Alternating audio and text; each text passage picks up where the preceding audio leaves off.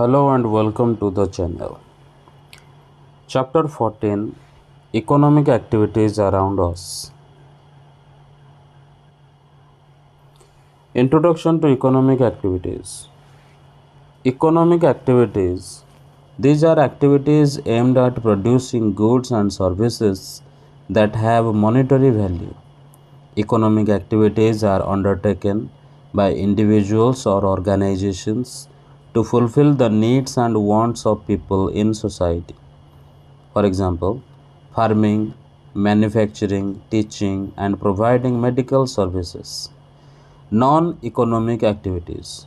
These are activities undertaken for personal satisfaction without expecting any monetary return. For example, a mother cooking food for her family, playing sports for fun, etc. Economic sectors. Economic activities can be classified into three broad categories or sectors based on the nature of the work and the type of goods and services produced. Primary sector, secondary sector, tertiary sector. Classification of economic activities. Economic activities are divided into three sectors. Primary sector. Definition.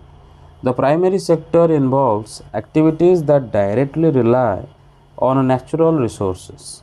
These activities include the extraction or harvesting of natural resources from the earth.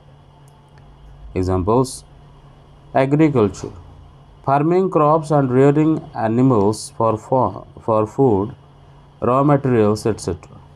Mining, extracting minerals, oil, or coal from the earth. Fishing, catching fish and other aquatic life from seas, rivers, and lakes. Forestry, cutting trees for timber and other wood products. Livestock rearing, breeding animals for meat, milk, wool, etc. Characteristics. The primary sector is the foundation of the economy as it provides the raw materials necessary for manufacturing in the secondary sector. It is heavily dependent on natural resources.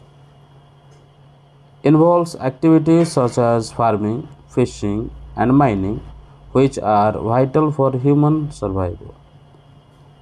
Secondary sector. Definition. The secondary sector involves activities that process raw materials obtained from the primary sector into finished goods. These products are then ready for consumption or further use in the economy. For example, manufacturing. Industries that convert raw materials into products like cars, textiles, and electronics. Construction. Building infrastructure such as roads, bridges, and buildings. Processing, converting raw food items into packaged food products like turning wheat into flour, tea leaves into packaged tea, etc. Characteristics. It adds value to raw materials by turning them into usable products. Often requires machinery, factory labor, and large scale production methods. It also creates job opportunities and fuels economic growth by providing goods for domestic and international markets. Tertiary sector. Definition. The tertiary sector involves providing services rather than goods. This sector supports both the primary and secondary sectors by offering services that make it easier for goods to be produced and distributed. For example, retail services, selling goods to consumers in stores. Transportation, moving raw materials and finished goods from one place to another. Banking and finance, providing loans and other financial services to businesses and individuals. Healthcare, providing medical services and facilities. Education, teaching and training people. Information technology, offering software development, data processing, and tech support. Characteristics: the tertiary sector does not involve the production of tangible goods but focuses on the provision of services.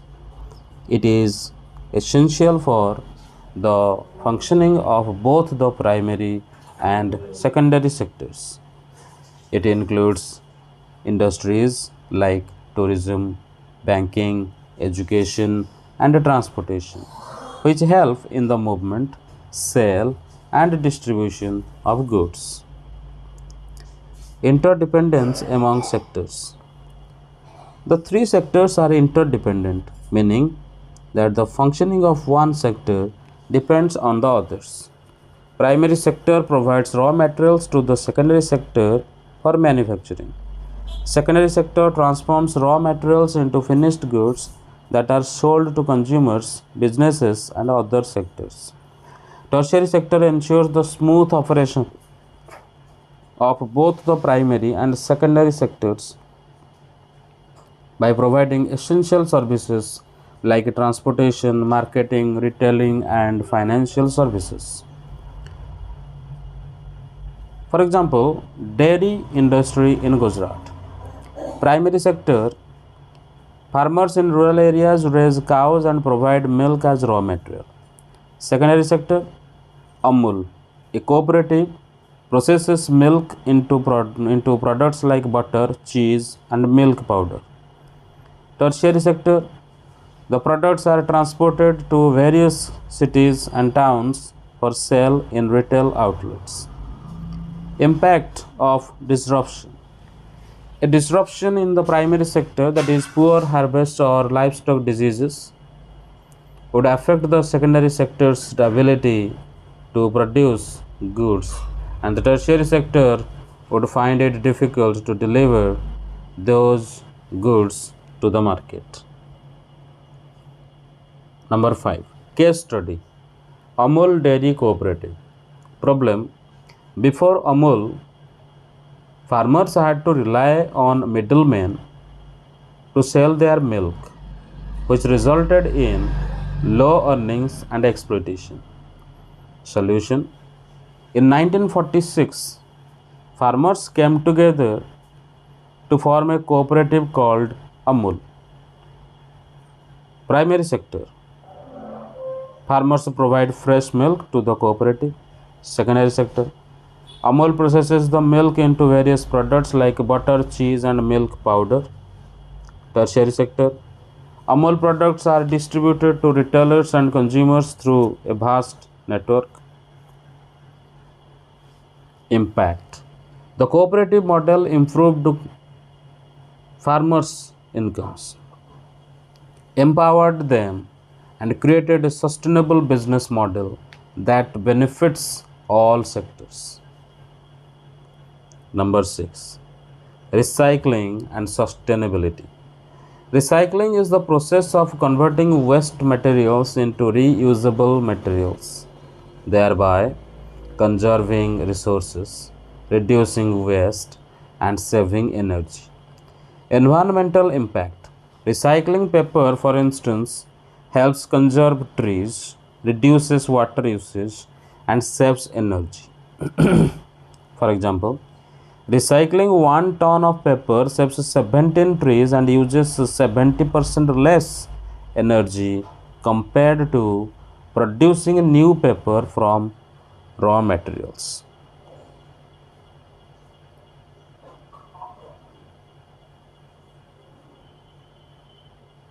Now, summary. The chapter emphasizes the interconnectedness of the primary, secondary, and tertiary sectors in the economy. Each sector plays a vital role, and disruptions in one sector can affect the entire economic system. The case study of Amul illustrates the importance of cooperation among sectors in improving the economic condition of individuals and communities. Moreover, The need for sustainability and recycling is highlighted to ensure resources are used efficiently and to minimize environmental harm.